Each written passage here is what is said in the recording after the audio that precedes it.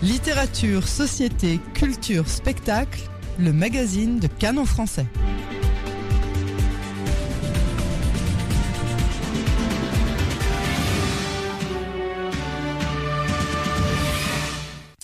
Du 15 au 22 avril de cette année, une délégation de l'Institut des hautes études de défense nationale, IHEDN, effectue une mission en Israël et dans les territoires palestiniens. C'est une mission qui est menée par le général de corps d'armée Benoît Durieux, que j'ai le plaisir d'accueillir. Bonsoir général.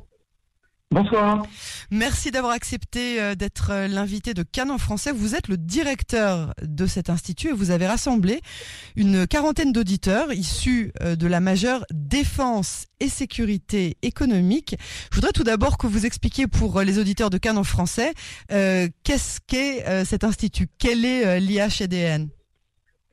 Oui, l'IHEDN, c'est un institut qui a été créé en 1936, à un moment où on s'est rendu compte que la défense nationale, la préparation d'une guerre éventuelle, ça pouvait pas être seulement l'affaire des militaires. Et depuis cette période-là, l'IHEDN a pour vocation de familiariser, de sensibiliser des auditeurs de spectre extrêmement varié à tous les enjeux de défense nationale, pas seulement les enjeux militaires, mais aussi les enjeux de défense économique, les enjeux de lutte contre la désinformation, de cyberdéfense. Ça, c'est d'autant plus d'actualité en ce moment. Absolument. Et nous rassemblons donc des dirigeants, des futurs dirigeants qui viennent de toutes les composantes de la société. Il y a des militaires, mais il y a aussi des hauts fonctionnaires, des chefs d'entreprise, des sénateurs, des députés, des journalistes, des dirigeants d'ONG, donc un public extrêmement varié qui cherche à comprendre tous ensemble et à mieux se connaître pour être à même ensuite de mieux réagir face aux multiples sujets de défense nationale. Alors, qu'est-ce qui vous a poussé à rassembler cette mission et surtout pour quelles raisons est-ce que vous avez choisi de les faire venir en Israël et dans les territoires palestiniens? Alors, parce que d'abord, Israël est un pays avec lequel la France a de très nombreux liens, un pays ami, et le déplacement de l'IHEDN est une occasion je pense, de renforcer ces liens. La deuxième raison, sans doute, c'est que notre déplacement devient dans une région qui est elle-même au cœur d'enjeux géopolitiques extrêmement importants pour la stabilité régionale, mais aussi beaucoup plus largement la stabilité internationale, qui est un peu au cœur des réflexions de nos auditeurs. Et puis enfin, parce que, vous l'avez dit, ces auditeurs-là ont fait le choix de concentrer leurs réflexions sur les sujets de défense économique, et que là aussi, Israël est un pays qui est extrêmement performant dans ce domaine-là, et il nous a semblé intéressant d'essayer de comprendre comment fonctionnait le système israélien. Et vous pouvez nous en dire quand même un peu plus sur le principe de la défense économique et en quoi Israël a justement quelque chose à partager avec la France? Oui, la défense économique, ça consiste en plusieurs choses. Ça consiste d'abord à être capable d'accompagner les acteurs économiques français pour ce qui nous concerne, mais aussi d'assurer la souveraineté économique, le fait de pouvoir garantir la disponibilité des approvisionnements dans un grand nombre de domaines. Je pense par exemple au secteur énergétique, je pense aux médicaments, je pense à l'alimentation, des choses aussi simples que ça. Et donc de nous protéger contre des ingérences, contre l'espionnage. Et donc, de ce point de vue-là, c'est tout à fait intéressant de venir en Israël.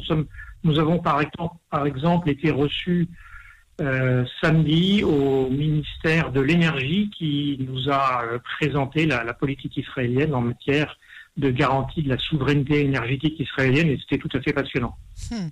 Alors, vous nous avez parlé de ce rendez-vous au ministère de l'Énergie. Quel programme avez-vous prévu pendant cette semaine? Oui, alors nous sommes arrivés donc samedi. Nous avons commencé par une séquence à Jérusalem, notamment avec ce rendez-vous au ministère de l'Énergie, mais pas seulement. Nous sommes aussi rendus dans la vieille ville. Nous avons été à la rencontre de l'autorité palestinienne dans les territoires palestiniens. Depuis donc vers Ramallah. À Ramallah. Ouais. Depuis maintenant plus de 24 heures, nous sommes à Haïfa et là nous avons une séquence autour des forces de défense israéliennes, à la frontière avec le Liban notamment, et puis avec l'industrie de défense, et nous terminerons à Tel Aviv où il y aura des rencontres avec différents acteurs économiques, donc un programme extrêmement varié comme vous pouvez le constater. Varié, chargé. Les personnes qui font partie de cette mission, j'imagine que pour certains c'est peut-être la première fois qu'elles se rendent en Israël ou dans les territoires palestiniens. Quelles sont les réactions que vous avez obtenues jusqu'ici, même si vous êtes en plein milieu de ce programme? Oui, alors effectivement, il est encore un peu tôt pour tirer des enseignements, mais je crois que tout le monde est frappé par la densité des enjeux humains, socio-économiques, par leur interpénétration.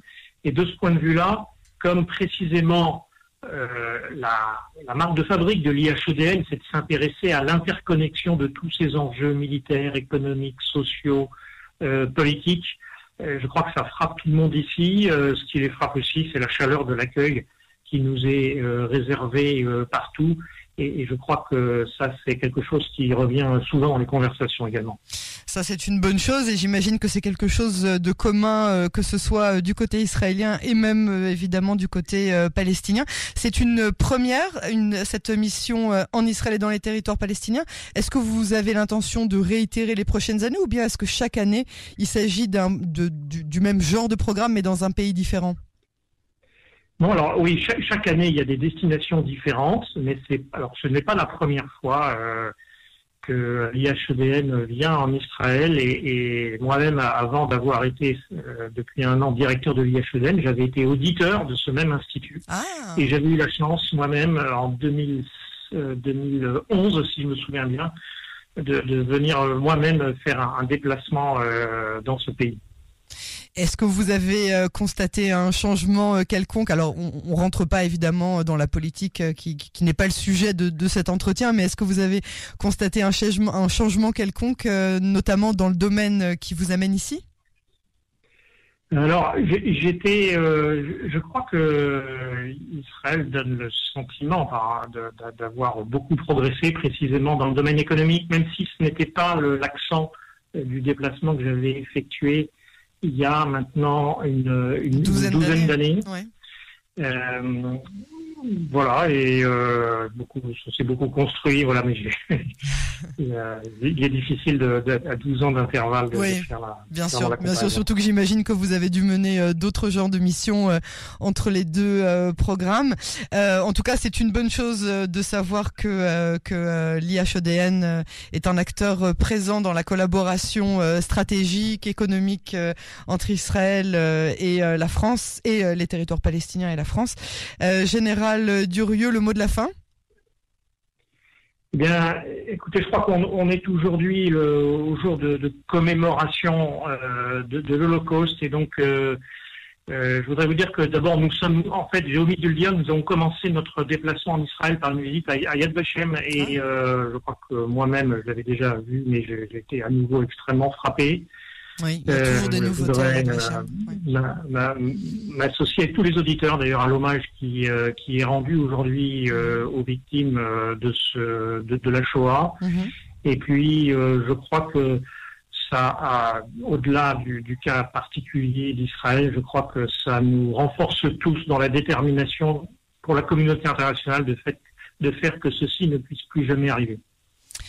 Merci beaucoup, Général Benoît Durieux. Je rappelle que vous êtes le directeur de l'IHEDN et que vous êtes général de corps d'armée. Merci pour cet entretien et à très bientôt sur les ondes de Canon Français. Bonne continuation surtout. Merci beaucoup et à très bientôt.